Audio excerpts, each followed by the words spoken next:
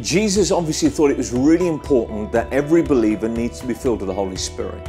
He told his disciples not to leave Jerusalem until they had received the gift of the Holy Spirit in Acts 1:4.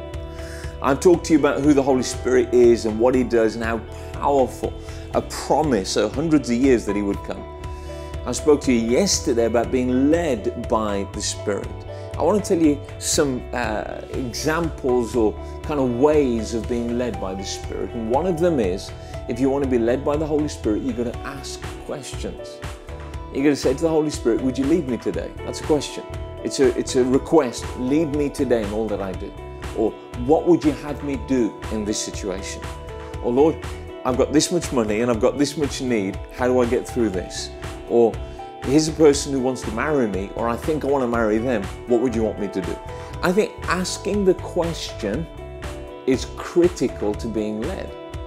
If you don't ask His opinion, it means that you're not really interested in being led by Him. And I think a lot of Christians make their own decisions, make their own choices without asking. Being led starts by asking.